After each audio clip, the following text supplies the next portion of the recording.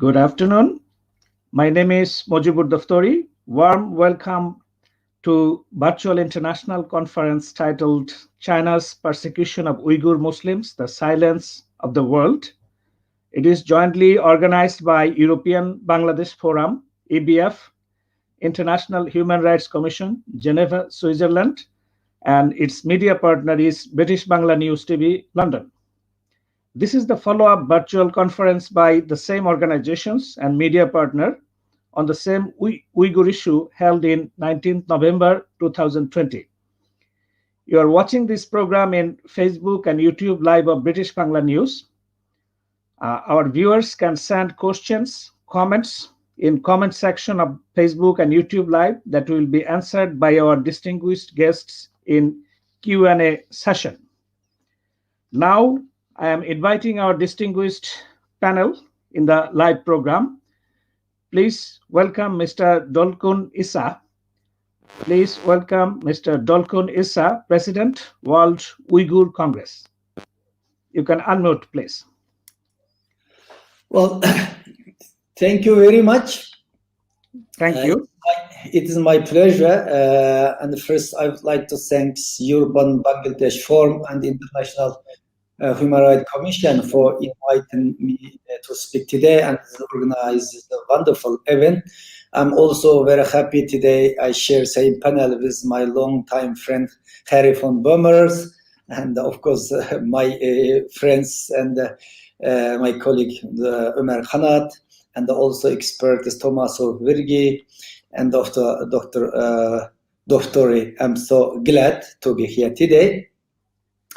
Well, as you know, and today's Uyghur situation is really dire. More than 3 million Uyghurs in. Okay, Mr. Issa, we will continue. First, I introduce the guest, then we will come to the main session. Okay, thank you. Thank you. Thank you. And now, please welcome Mr. Harry van Bommel. Mr. Harry van Bommel is a Dutch politician and former socialist member of Parliament of Dutch Parliament and anti-globalisation activist and former educator. Please welcome Mr. Harry van Bommel. Please unmute your mic. Thank you very much. Thank you very much for inviting me to this panel. It's a pleasure and an honor to be in a panel on such an important issue. I think that we are at a turning point of history because the world is no longer completely silent about the fate of Uyghurs. So I hope that we can inspire our viewers and that we can learn from each other's experience today. Okay, thank you, Mr. van Bommel. Now, please welcome Mr. Omer Kanat. Good morning and good afternoon. Kanat is the director of Uyghur Human Rights Project. Please welcome. Yeah. Good morning and good afternoon. Thank you so much for organizing this event and inviting me to join you today. Thank you so much because it is a very, I think, timely conference and timely seminar. As the speaker earlier, the speaker said that the world is not completely silent. We have to encourage others to follow those who are speaking out against Chinese government persecution of the Uyghurs. Thank you. Yeah. Thank you, Mr. Kanat. Now, please welcome Mr. Tommaso Virgili. Mr. Tommaso Virgili is Postdoctoral Research Fellow at WZB Berlin Social Science Center. Please welcome. Thank you very much for the invitation. Thank you for this timely discussion. It's really an honor to be here. Thank you, Mr. Virgili. Today's program is divided into 4 parts. In the beginning, we'll have the first part. We'll have a short background on persecution of Uyghur Muslims in China. In number 2, it's presentations or speech by our distinguished speakers of this panel.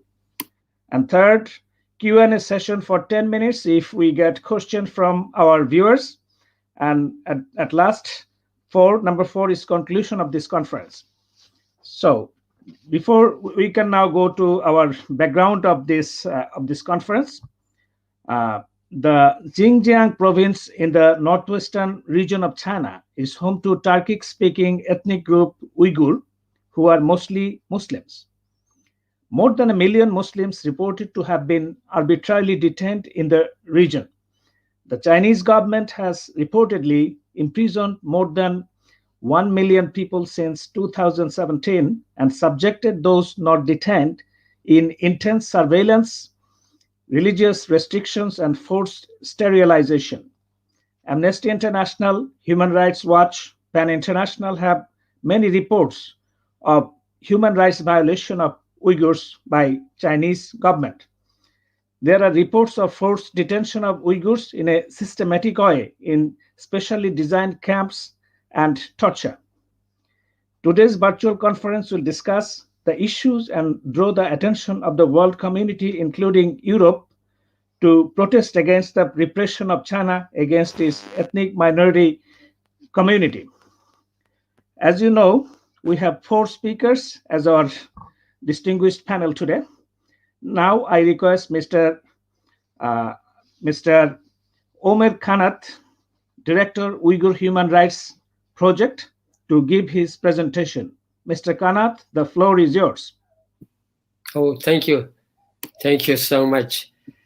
Yeah, thank you again. Thank you again to inviting me for this panel and organizing this panel at a very important time. I'll first focus on China's genocidal policies on Uyghurs and other Turkic Muslims in my homeland, East Turkestan, which China calls Xinjiang Uyghur Autonomous Region. And I will end with my requests for actions in Europe. So I want to give a little bit background information about the Uyghurs and East Turkestan. Uyghurs are a Turkic people. They have a rich history, culture, and tradition. We speak Uyghur language, which is very close to Uzbek language and Kazakh and Kyrgyz languages. We don't only have a very close linguistics, but also a lot of cultural and historical connection with these people. Uyghur homeland is very rich in natural resources such as oil, natural gas, gold, and other rare minerals. According to recent official Chinese figures, there are more than 12 million Uyghurs in the region. According to Uyghur scholars, the number is a lot more than that, closer to 18 million. We also have a large diaspora with around more than 300,000 Uyghurs in Kazakhstan and more than 100,000 in Kyrgyzstan, in Uzbekistan, more than 50,000 in Turkey, and thousands more in Middle East and countries, Europe, US, and Australia, and Japan. There is a common question we always face, that is, when did the persecution of Uyghurs start in China?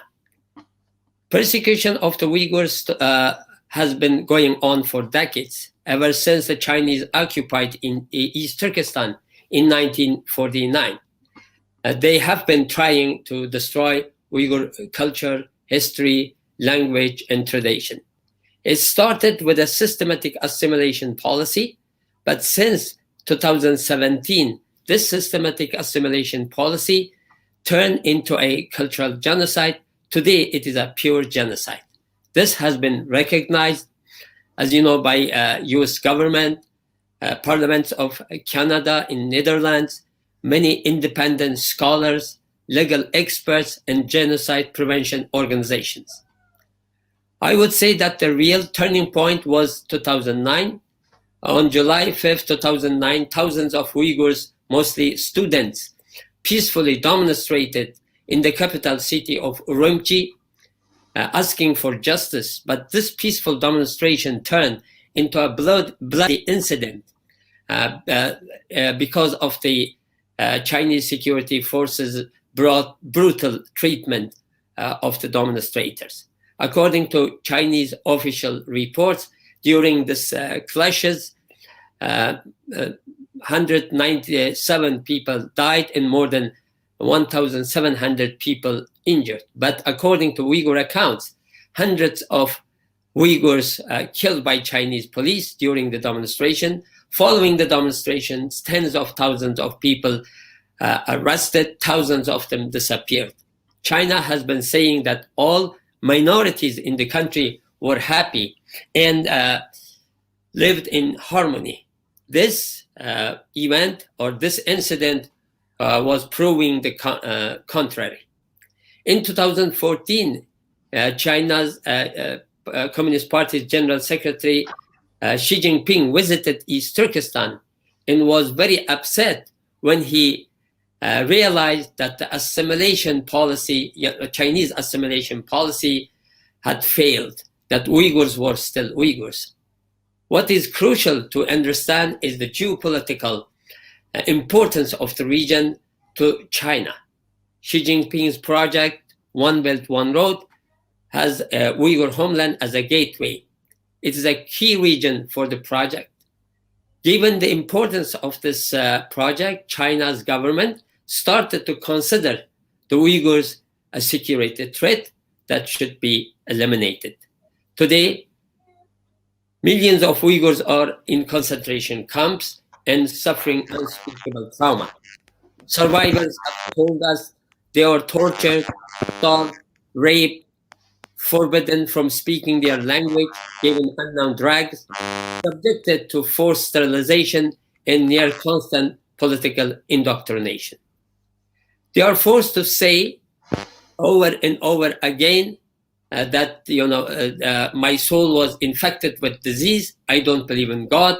I believe in the Communist Party. The testimonies of these survivors are, of course, strong evidence of what's happening on inside the camps. But we also know of people who have died in custody. Bodies of the very well-known religious leaders have been given to their families, and the cause of death was said to be some unknown illness. The families were not allowed to touch the bodies, and they were buried under supervision of the security services. We also know of many suicides in the camps of people who no longer could stand the torture. Another strong source of evidence has been leaked documents and statements by Chinese officials.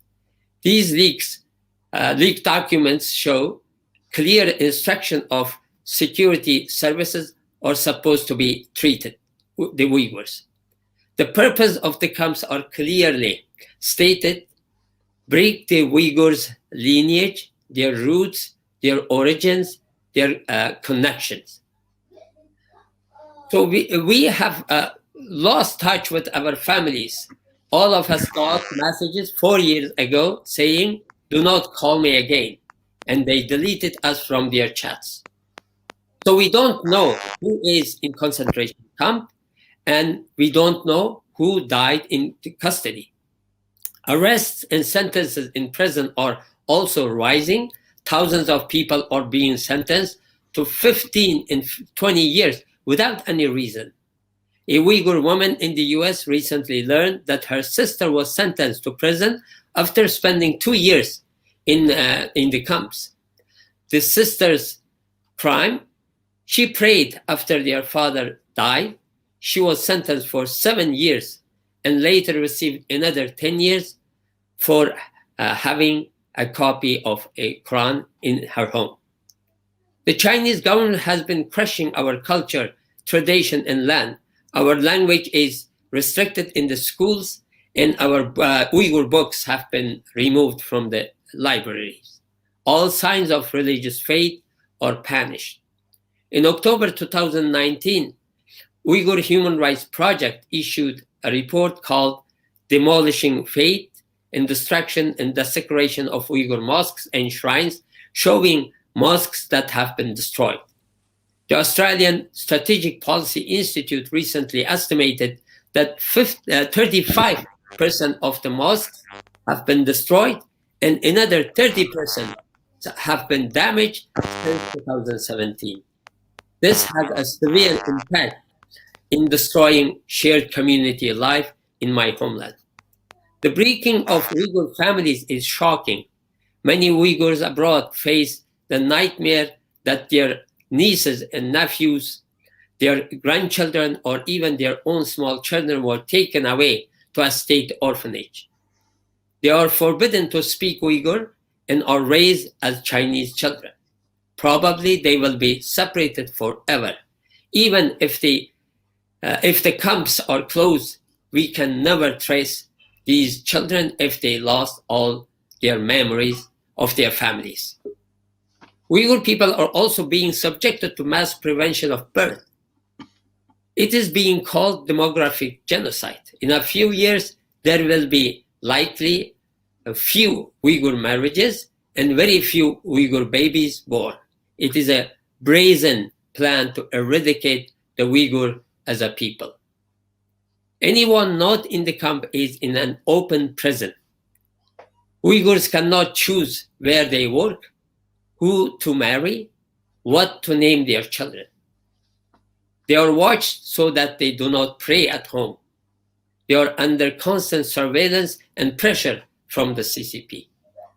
The government's plan for so-called poverty alleviation have a horrific end goal. Every adult Uyghur who is not in the camp or prison must be in a controlled place of work.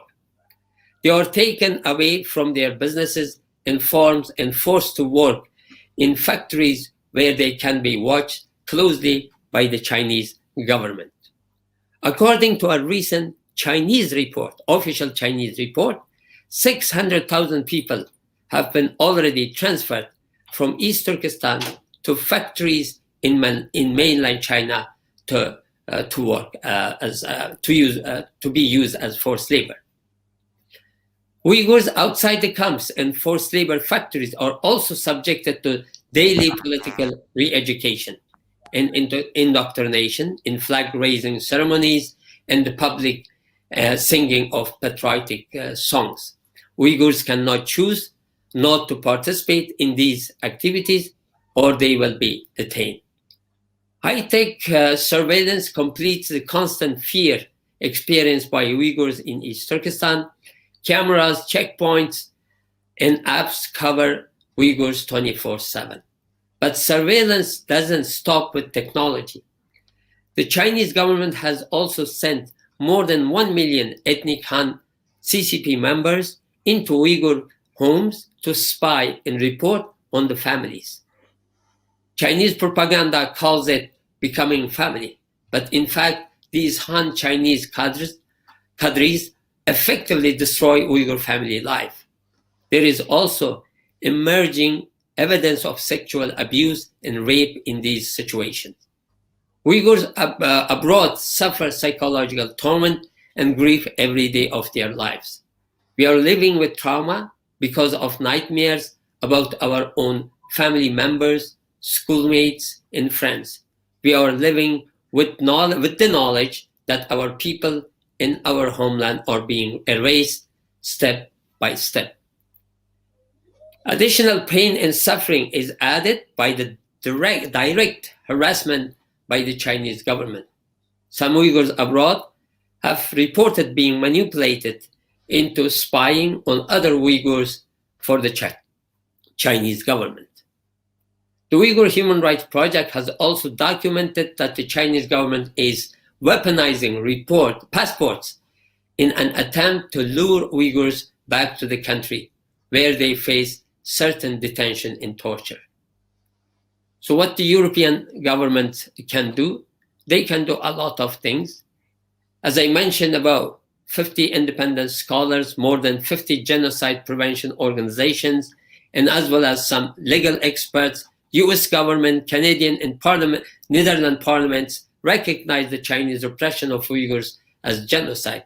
Now we ask other European governments to follow them and take action to prevent this genocide from happening.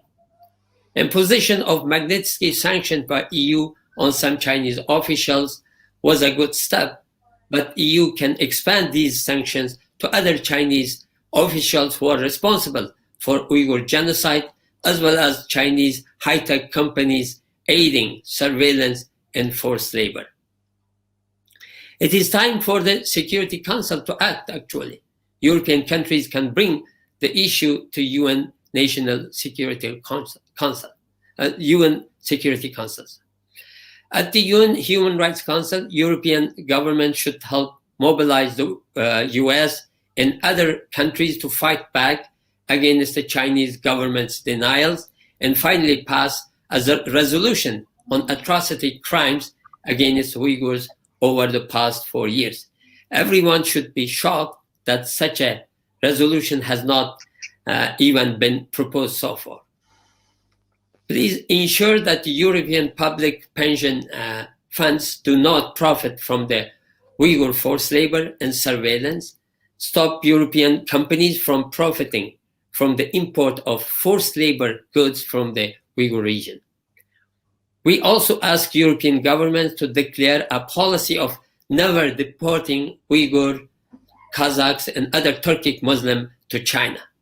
Finally, we ask the European government to end any Belt and Road agreements with the Chinese government. For Uyghurs, these agreements are a sign of business as usual at a time when the Chinese government is committing genocide against the Uyghur people. European governments can also take many steps on humanitarian basis.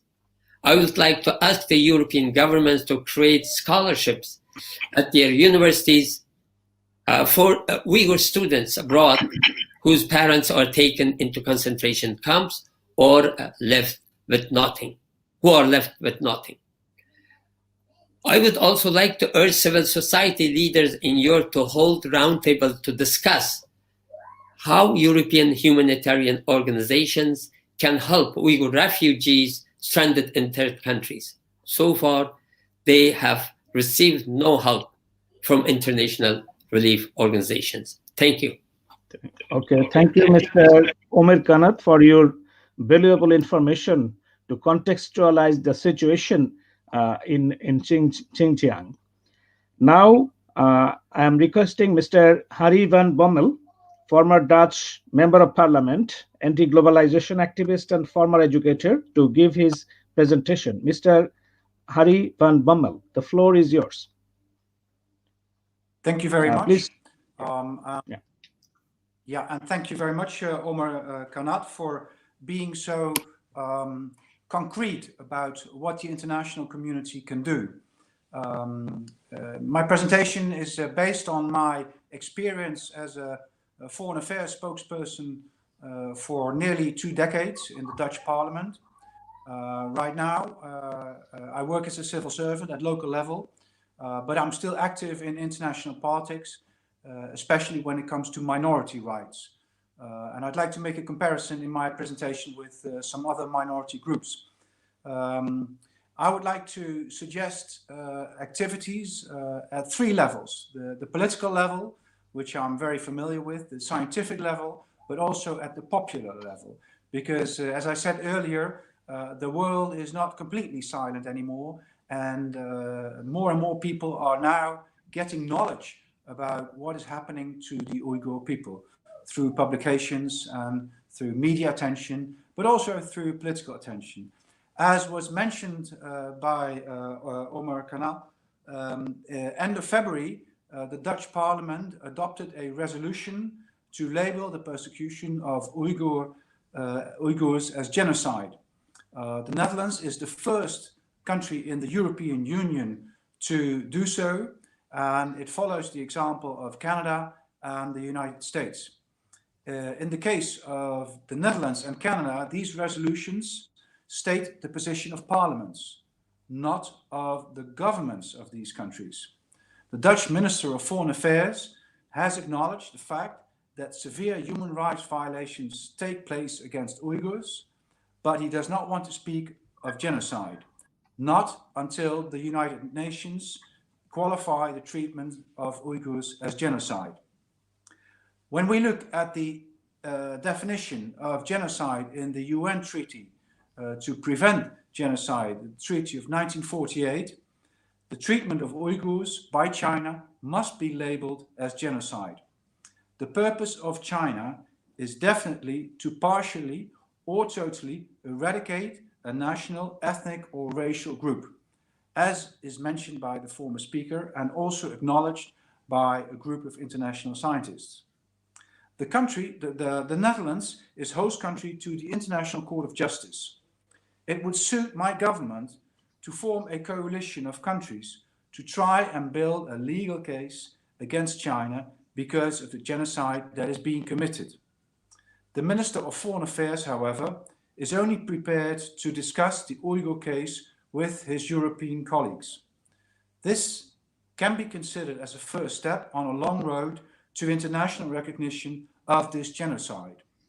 And I hope, as was said by the former speaker, that other parliaments and other governments in the European Union, just as much as the European Parliament itself, will follow the Dutch example. Mr. Bommel, if you could take the mic a bit nearer, our sound is less. All right.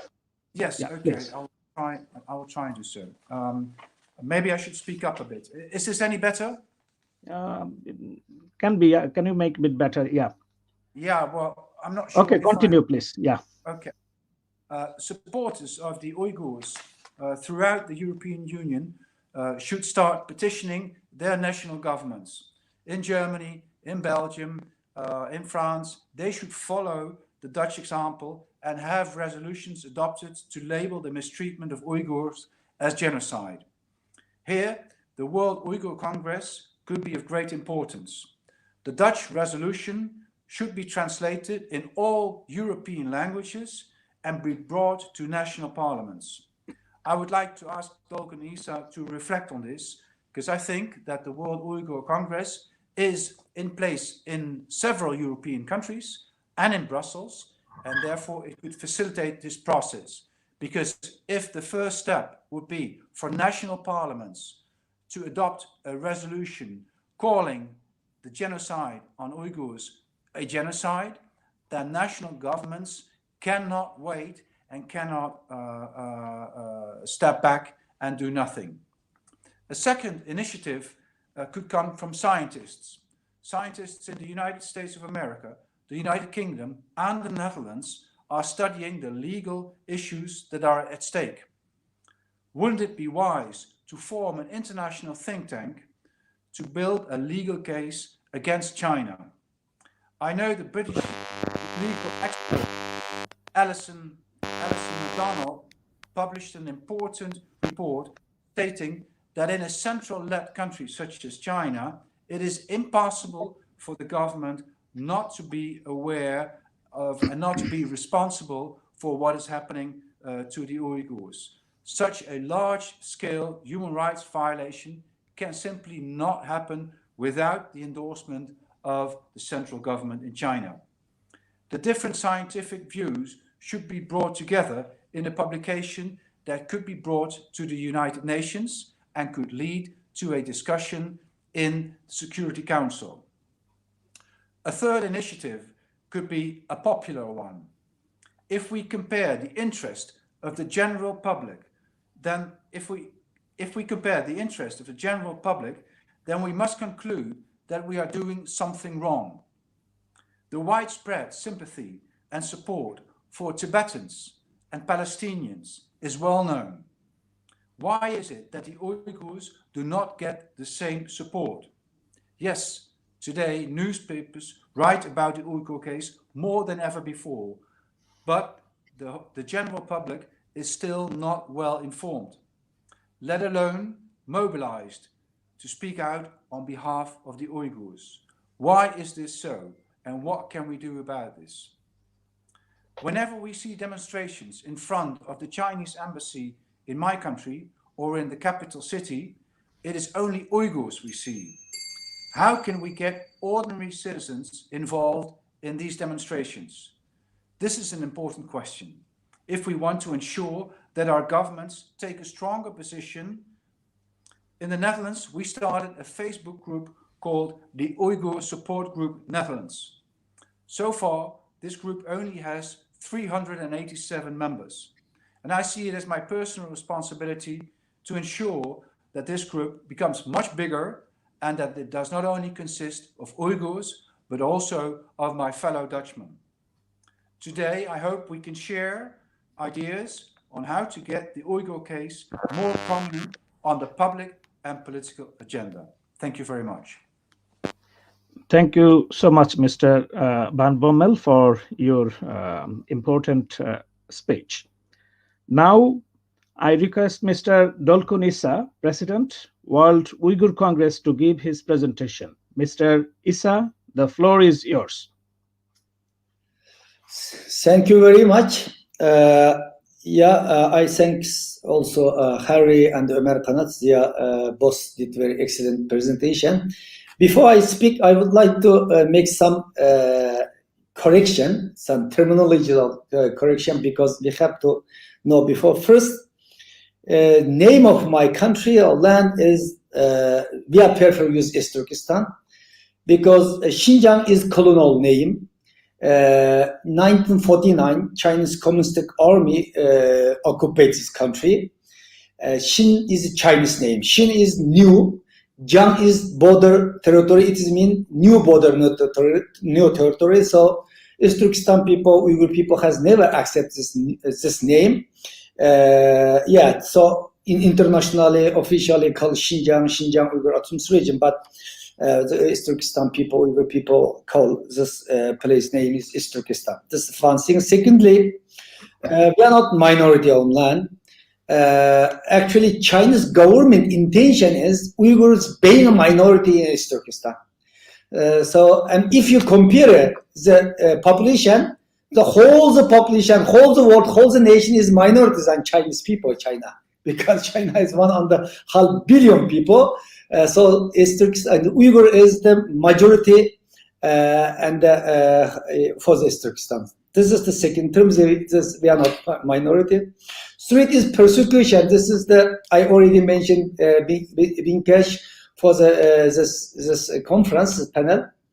China persecution of the Uyghurs, Uyghur Muslim, and the silence of the world. Actually, yes, Chinese government persecuted to the Uyghur. It is not new case. The Chinese government persecuted to the Uyghur since the 1949, since the occupation. This is has a long history. But no, Chinese Communist Party, Chinese government commit genocide against the Uyghur. So persecution, human rights violation has exists around the world, everywhere. And some human rights violation exists in Germany, Europe, United States, around the world, different of level. But what is the happening for the Uyghur today? It is beyond of the human rights. It is already coming level genocide, and already, and previous speaker Harry already mentioned is the Netherlands government already accepted as a genocide. Canada Parliament accepted genocide. U.S. State Department, U.S. government as a recognized as a genocide. So it's the correct term is should be genocide is better. So I have been as an activist for the Uyghurs' right and the freedom over 30 years. I start my human rights activism early 1990s, end of the 1980s, leading student democracy protests in East Turkestan. I have been advocating the basic right, freedom of Uyghur people to respect, and for almost all my entire life. But situation Turkestan is now worse in it has been in my lifetime. Is particularly past 5 years we have witnessed strategy of the Chinese government shift to assimilation, and from the assimilation to genocide policy and the social reengineering of Uyghur people. Everything that make the Uyghur people unique or language, religious, culturally, ethnic identity has been targeted today. Around 4 years ago, almost in the even more than 4 years, we began to receive news the Uyghur were been rounded up and put in the concentration camp. Chinese Communist Party quickly moved to cut all communication between Uyghur in East Turkestan, East Turkestan and the diaspora. All Uyghur who live in exile have lost contact with family members. I personally also, I have lost communication with my family member April 2017, now almost already 4 years. Since then, we have got only with very heartbreaking news. First heartbreaking news I got 2018. 12th of June 2018, I got first heartbreaking news. My mother passed away. But I got a lot of call from the international media. What condition? My mother passed away. But after I got this heartbreaking news, I had trying to contact my family member, but I couldn't access. Still, almost 3 years, I couldn't access. And later, I learned from the international media, my mother, she was a 78 years old lady, put the concentration camp, and of the concentration camp, she died in the concentration camp. Then second heartbreaking news, last year, 2020, January, I got my father passed away. But still, I have no idea what condition my father died, in concentration camp, at home, hospital. I have no idea even when. Before my mother, after my mother, I still don't. No, it's 21st century. Communication is not the problem at all around the world. You can immediately contact around the world, everywhere. But today, this is the big issue for the Uyghurs. So we got only when something happening with our family, and someone is died, someone is disappears. And my old brother, he is a mathematics professor. He sentenced 17 years. I got this news when I was visit Tokyo 2019. My younger brother was disappeared since 2016. This is my family situation. But this is the completely general situation. All the Uyghur living who is living in exile. Maybe some story is horrible. Some my story. Yeah. But this story. This atrocity, this genocidal policy was not new. Maybe most of some people thinking, oh, just before no problem, just 2017 or 2018, and this problem was starting for the Uyghur. No, it's wrong. This problem and happening since 1949. As we say, 1949, East Turkestan has been occupied by the Chinese government. This problem starts that day. After occupation 1955, Chinese government redesigned East Turkestan as an autonomous region. That's and the Xinjiang Uyghur Autonomous Region, and the promise it will respect the cultural, economic, political right of the Uyghur people of East Turkestan. But Chinese government never keep its promise. Under them in the Chinese government, and even Chinese government as a promise respects the Uyghur and the right of self-determination. But Chinese government never keep its promise, and we have the Uyghur people, Turkestan people have never seen a sign and a sign of the autonomy. And today is the situation coming with a committed genocide. And Chinese government has dramatically increased the repression in Turkestan, and September 11 terrorist attack. Before the September terrorist attack, Chinese government has never used the terrorist term. Why Chinese government time to time change the narrative? At the beginning, until end of 2018, Chinese government denied everything. Well, we don't have any such camp or detention center or others. But after the growing up international pressure, Chinese government changed the narrative. Well, yes, we have a camp, but it is not concentration camp or detention center. It is vocational training center. We just training the people to for the better future for them. We are training them.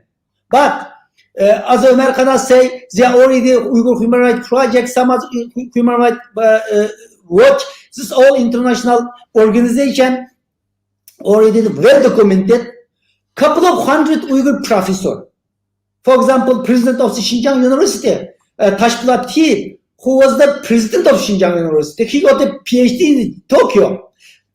He is not only respectable scholar among them Uyghur, he is the respectable scholar holds China. He sentenced to death, 2 years suspend. President of the Xinjiang Medical University, Hamrat Gopur. Professor Ilham Tohti, he got the PhD. Oh, he got Sakharov Prize from the European Parliament. So more than 500 Uyghur scholar, professor, professionals, football players, singer, like teenagers, and some elderly people like my mother, all the concentration camps. They doesn't need for the vocational training, actually. Then Chinese government changed the narrative. I'm fighting for terrorism and radicalism, because we are Muslim very easily. So Chinese government, before the September 11, never used terrorism, this term, to the Uyghur. But up September 11, Chinese government immediately changed language. Within one night, Uyghur being a terrorist, because we are Muslim, very easily to blame as terrorism. So 2003, Chinese government blamed 4 Uyghur organizations and 11 people as a terrorist. And the World Uyghur Youth Congress is German-based. I was the executive chairman, and later I was the president of this organization. Omer Kanat was the president of the World Uyghur Youth Congress. This organization blamed as a terrorist organization, and my name puts also one of the top terrorists. And my name puts number 3 of the Chinese list. But I mention all the time, all my life, I have never seen a real bomb. I have never seen a real gun in my lifetime. I have just seen in the Hollywood film or the movie. But China blamed me as a terrorist because of this, and puts my name to the Interpol red notes. China used its economic power trying to monopolize all international system. United Nations, we have witnessed. Even I was kicked also from the UN, New York, 2017. Look, and also China trying to monopolize Interpol. China trying to monopolize World Health Organization, all international organization. Because China today is a powerful country, second the big economy, use all this work and I'm fighting terrorism and radicalism. I was detained in so many country borders so far because China is so powerful. China's law I'm getting around the world. That's why today, and actually, camp survivors testimony and so many BBC, Deutsche Welle, and New York Times report, and Andrea Zan's scholar, and then recently 50 independent expert report was issued. This all show very clearly what's going on for the Uyghurs in the Turkestan. This is the genocide, but still so many countries continue silence. Even some countries not only silence, support Chinese policy towards the Uyghur, because China is a very powerful, long arm getting everywhere. So many today in the more than 200 countries is the member of UN country.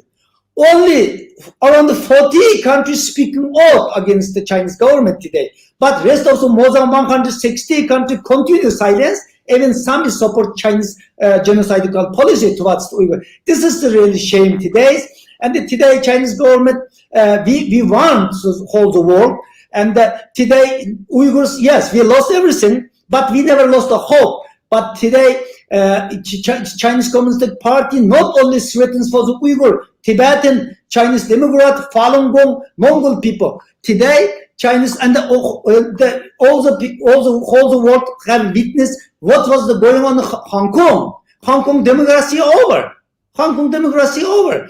And today, China tested facial recognition camera, voice recognition camera on the surveillance technology to the Uyghurs, then use other province of China, then export some European country as well. So today, global democracy, human rights, freedom of expression, rule of law, really threatened by the Chinese Communist Party. So that's why today, this is the Chinese Communist Party threatens not only Uyghur, global democracy. This is the major issue today. So, whole the world must get some lesson from the Uyghur experience. This is the my presentation at the moment, and I'm happy to have any question. Thank you. Thank you so much, Mr. Dolkun Issa, for giving a nice presentation of the issue.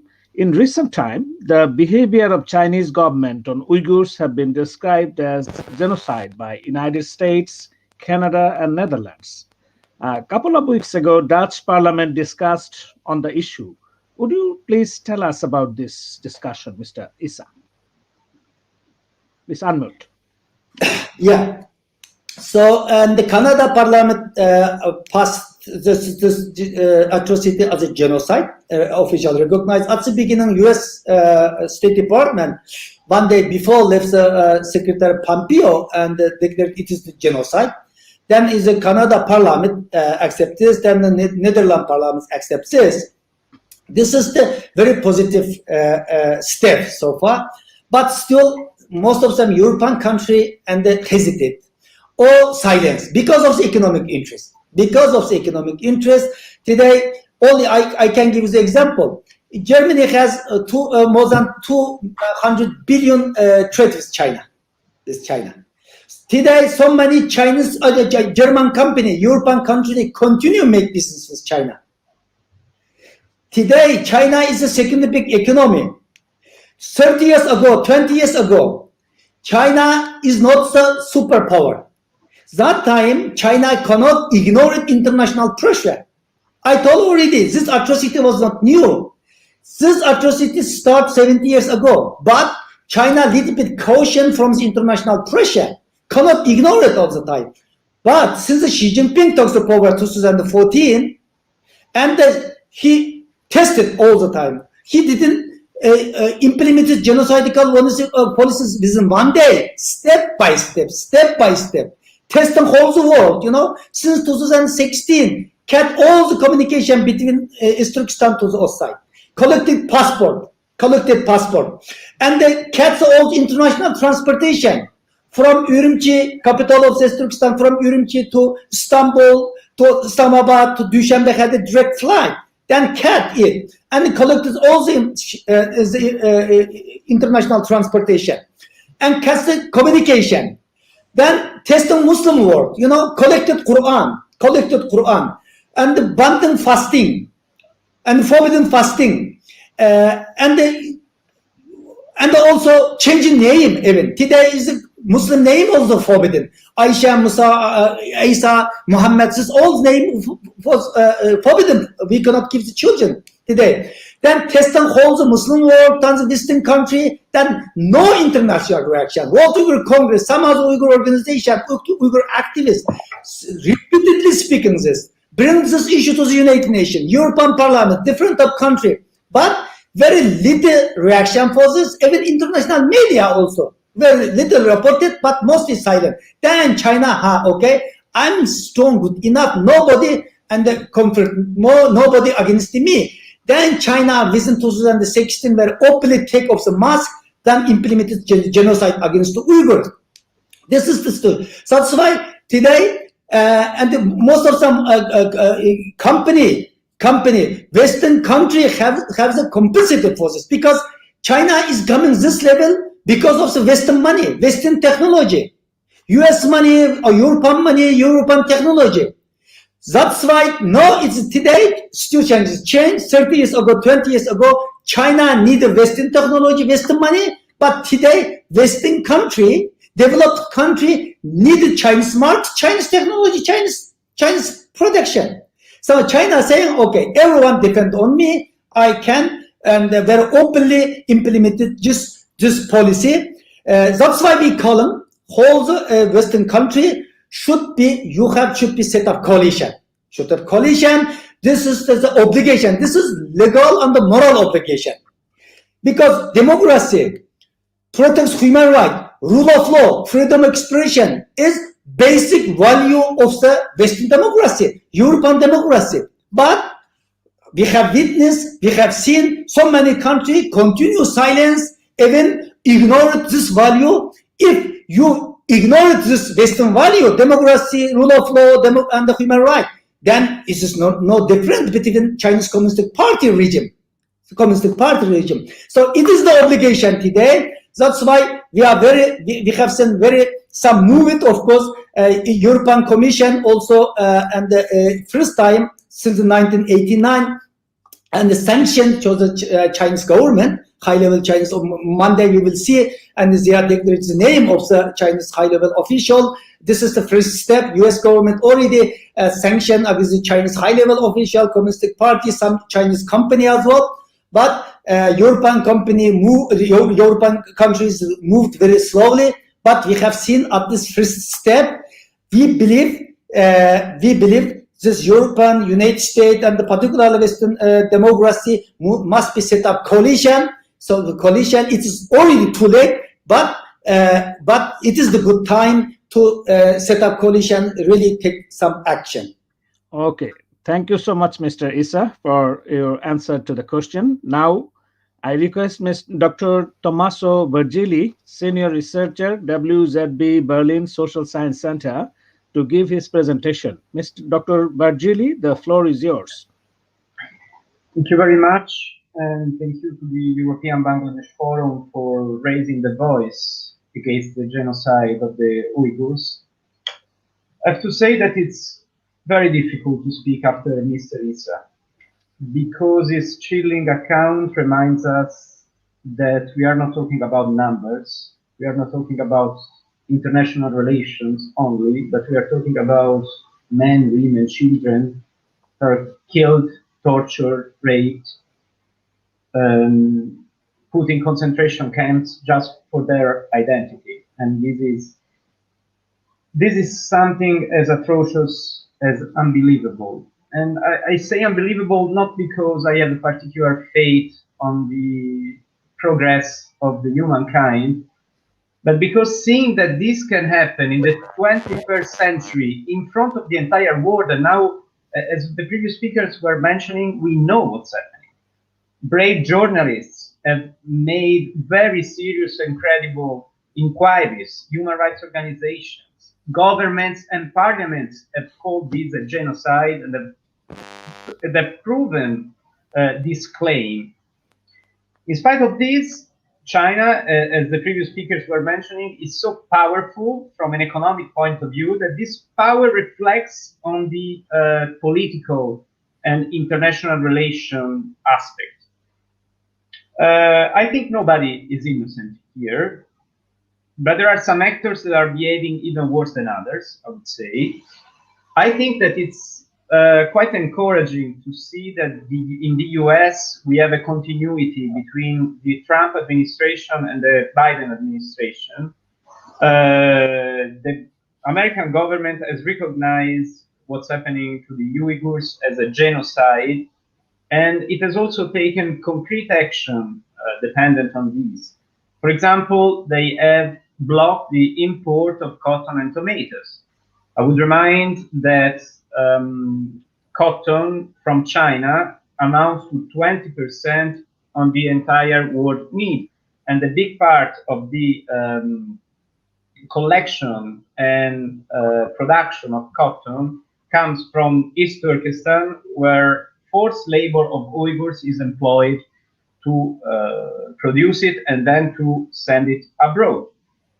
The US have also adopted a set of sanctions related both to the situation in East Turkestan and the situation in Hong Kong.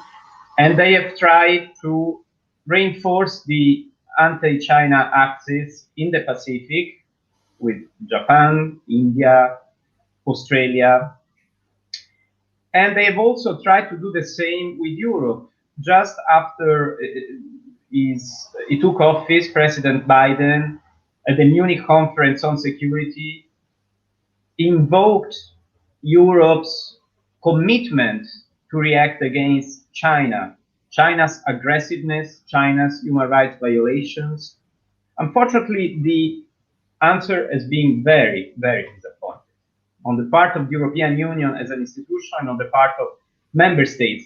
And I find it even more disappointing and I would say pathetic and shameful because certain member states, for example, Germany and France, have tried to vest their realpolitik and economic interests in value and normative terms. They have stressed the value of multilateralism, the value of engaging with China when it comes to climate action. Now, with all due respect for the issue of environment and climate change, first of all, China is the most polluting country in the world. Secondly, here we are talking of a genocide of human beings. So trying to try to mask this interest towards the Uyghurs issue with the climate action, I define this shameful and pathetic. Also, I'm very disappointed by the fact that just before Biden took office, and in the year of COVID-19 and Hong Kong, forceful loss of independence by China, the EU, the Commission, had signed the China-EU Comprehensive Agreement on Investment. Now, when it comes to COVID-19, we know that China has a huge responsibility, at least in silencing those who were warning about the spread of COVID-19, at least. And probably we'll never know the truth, because for 1 year, China has prevented a commission of inquiry on the origin of the virus. And the recent commission from the WHO, which, as Mr. Issa was saying, is closely linked to China, lacks credibility, because everything was agreed with China. I mentioned Hong Kong also, and Hong Kong, what happened in Hong Kong is shameful because of the lack of reaction. If the European Council issues a protest or a declaration of being worried about what's happening there, well, this is quite useless, I would say. But signing an agreement on investment, is instead a big gift to China. And I think it's quite interesting to see how the Commission replied to those who were raising the voice about the forced labor, for instance, in relation to this agreement. The Commission stated, and now I'm quoting, that it is happy about the continued and sustained efforts by China to ratify the ILO Fundamental Conventions on Forced Labor. So I repeat, the effort to ratify the ILO Convention on Forced Labor. This is what the European Union is content of. So not the effort to stop forced labor, not the ratification of the ILO Convention, but the effort to ratify. Now, I think this is quite unbelievable to my eyes, and it basically reflects the balance of power. China has a strong presence in Europe. I've mentioned France and Germany, but I could mention Italy, that has been the first European country to participate into the Belt and Road Initiative. I could mention Orban's Hungary, that is very much linked to China. So we can see how much power China has on the European Union. For sure, the fact that now, for the first time of Tiananmen Square, at least 4 individuals and 1 organization have been sanctioned by the European Union is a positive sign, but it's by no means enough. Another actor that I would like to mention in this disheartening picture is the Muslim world. Now, we know very well that the Muslim world is completely disunited. We have Iran against Saudi Arabia. We have pro-Muslim Brotherhood countries against anti-Muslim Brotherhood countries. We have countries that have signed an agreement with Israel and countries that would like to destroy Israel.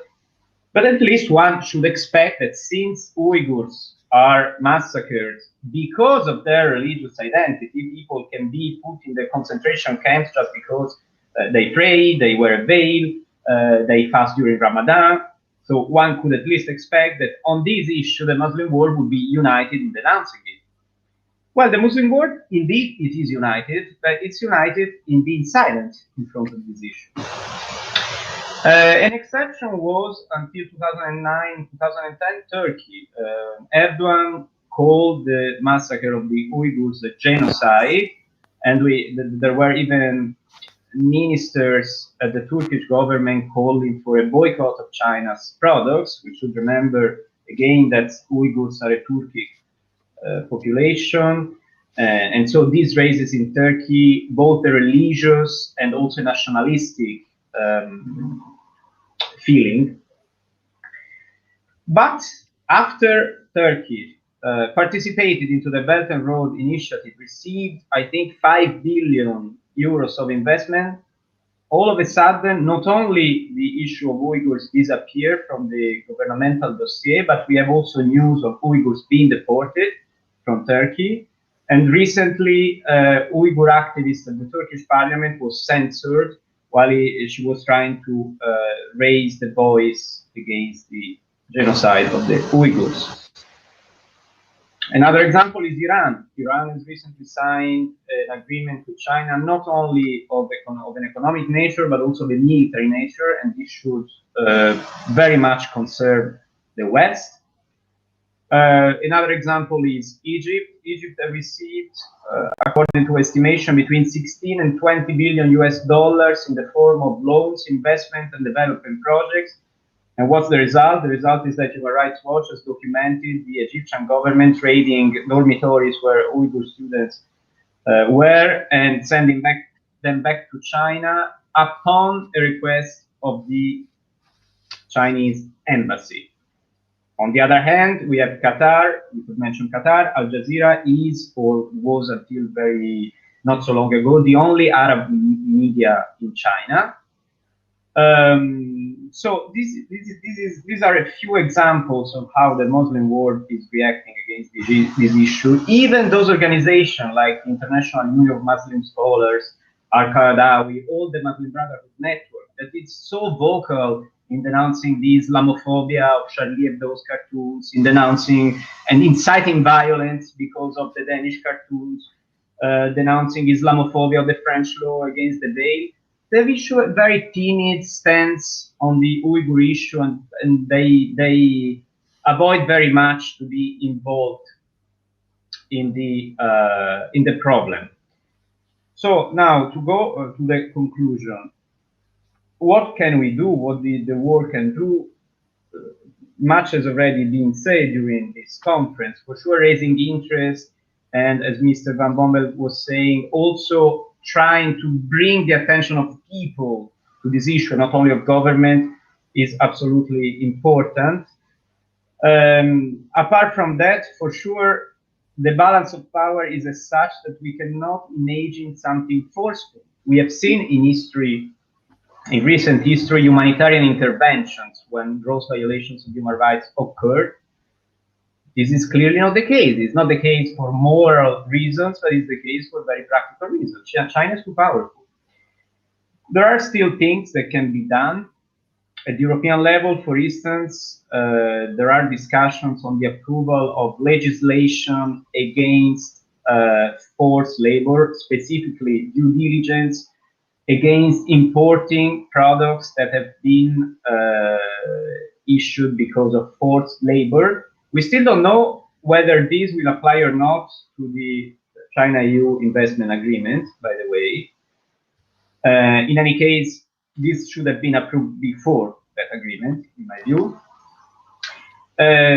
Something else that could have a forceful impact would be the boycott of the Winter Olympic Games. But here we see that there is not so much appetite for that. Even in the US and even within the Republican Party in the US, there is no unity about this strong decision. And it would be important also to continue pursuing the road of sanctions. The sanctions that have been adopted last week in the European Union are a good first step, but they are by no means enough. And I think that from this perspective, if more and more parliaments within the European Union will recognize the Uyghurs massacres as a genocide, this will at least push governments and push the European Union towards a stronger stance. By the way, economic interests in this matter are so strong that I'm not so optimistic for the future, unfortunately. Thank you. Yeah. Thank you so much, Mr. Tommaso Virgili, for your presentation. One thing I got from your presentation is the silence of the Muslim world, as if it exists on this Uyghur issue. So it's more It's the question of more national interest rather than universal human rights issues here. Thank you so much for your comments and presentation. Now, I would request Mr.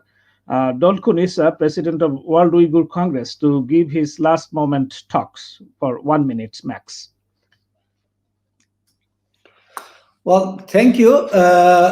Give me one more opportunity. So I already told it is the time, not talking only. Also, it is a time to really some working. We know some countries, some politicians, and even some UN level Human Rights Council section. This 46 section is still going on. We are very happy. Some prime minister of some country like Finland, and the prime minister more than maybe 7-8 prime ministers, ministerial level, raise this issue to the Human Rights Council. But so far, we haven't seen any single resolution of the UN Human Rights Council. And no any, since the 3-4 years, High Commissioner of the Human Rights Council, Bachelor, continually repeated want to visit Turkestan. China said welcome, but was not happening. No special section was happening, no single resolution. Even United Nations Secretary General also never condemning this genocide against Uyghur.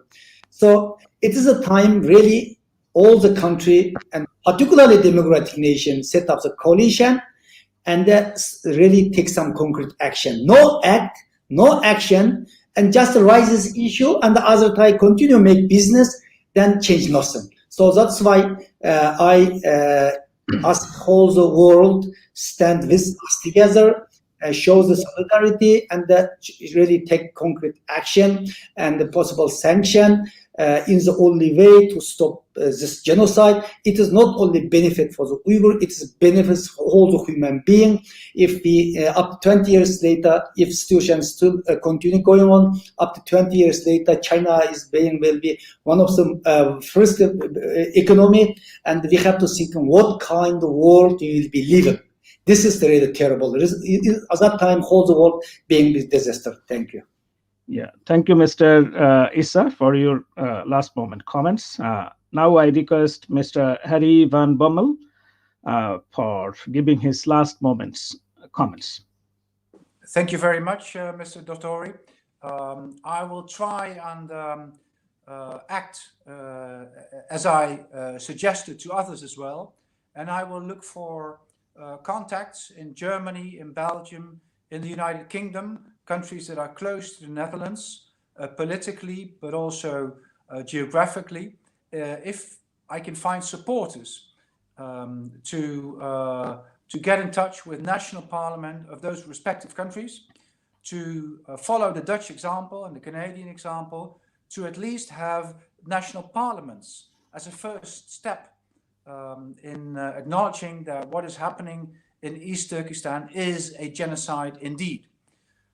Secondly, I will try and do more to get Dutch people and Uyghur people in the Netherlands to speak out, to send letters to newspapers, to get more public awareness of what is happening in East Turkestan, and that this also has a relation to people living in the Netherlands.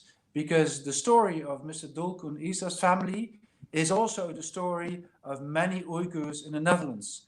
And if they are willing to testify about the atrocities that happened to their families, then I'm sure that we will get more public awareness of the fate of Uyghurs in East Turkestan. That is what I will do, and I will get in touch with some of you, Tommaso, Virgili. I will get in touch with you to see if we can, if we can get in touch with German parliamentarians, and I will do the same with our friends in the United Kingdom.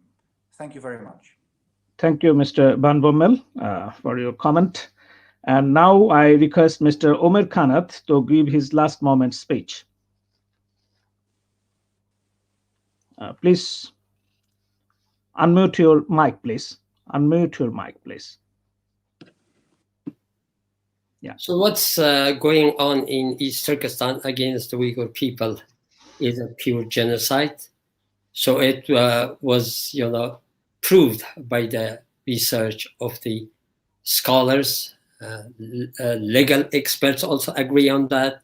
Scholars agree on that, and there are plenty of evidence, proofs that you can call it as genocide. So therefore, based on that evidences, the U.S. government already determined that it is a genocide in Canadian Parliament. And it fits, what's happening in East Turkestan to the category that was in Genocide Convention. That these also perfectly fits to the Genocide Convention, which was described in the Genocide Convention. So I think that every country who signed this Genocide Convention has an obligation to act, at least to recognize it as a genocide, and also take action. Not only, of course, recognizing it as a genocide is a first step, but also we need some actions. So they should not wait until they can see the mass murder, mass killings in East Turkestan. So it is actually happening very silently. And in the camps, we don't know how many people already died in the camps. So some people are waiting for some mass murder in order to level it as genocide.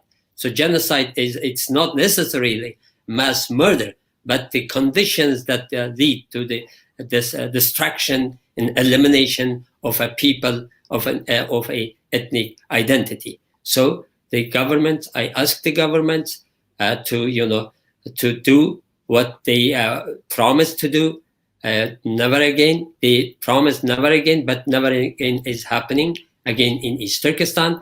And it is very clear that the people knows, it is very important that everybody knows what's happening in East Turkestan against the Uyghur people, but they are still, has not taken any very concrete action.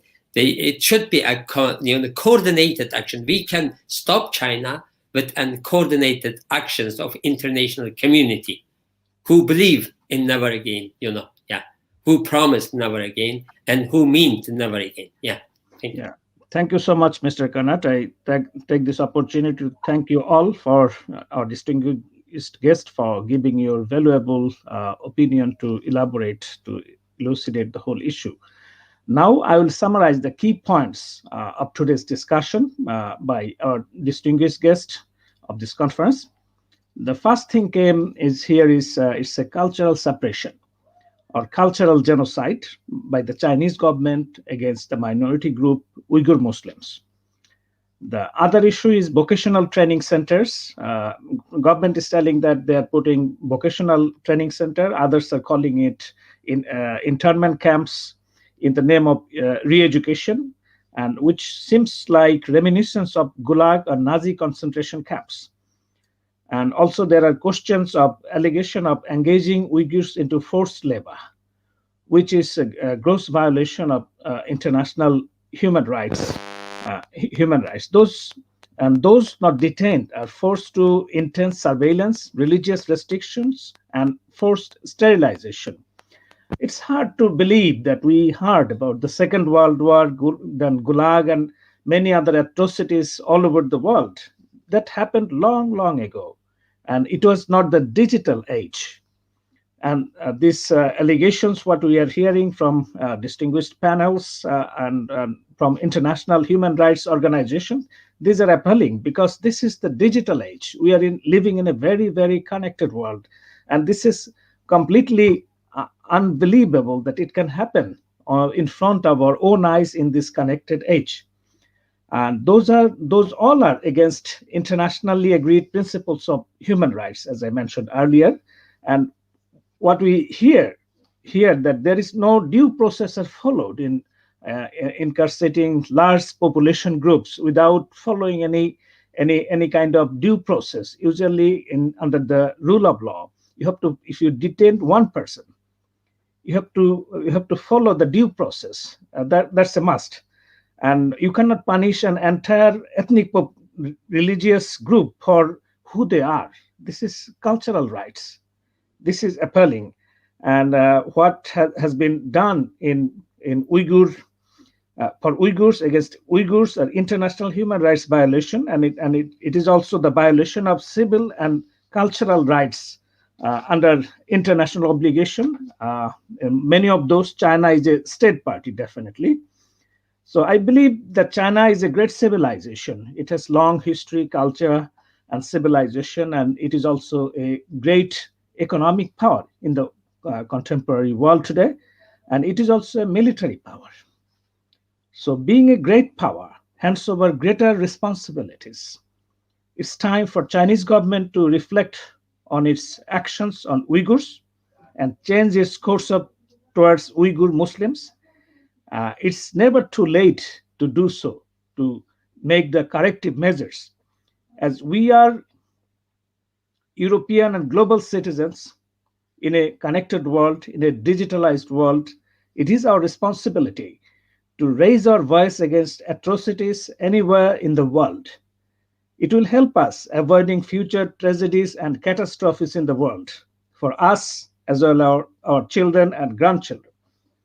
We are at the end of this conference. I take this opportunity to thank European Bangladesh Forum, International Human Rights Commission, Geneva, Switzerland, for arranging this conference, and British Bangla News TV for being media partner of this program. I thank our distinguished guest for participation in this international conference. It's very timely and important conference. Mr. Dolkun Issa, President, World Uyghur Congress, thank you so much for joining in. Mr. Harry van Bommel, former Dutch socialist, member of parliament, anti-globalisation activist, and former educator. Thank you for coming in. Thank you. And Mr. Omer Kanat, director, Uyghur Human Rights Project. Thank you for coming in and speaking. And Dr. Tommaso Virgili, senior researcher, WZB Berlin Social Science Center. I thank you all for watching also this program. Bye for now. Thank you.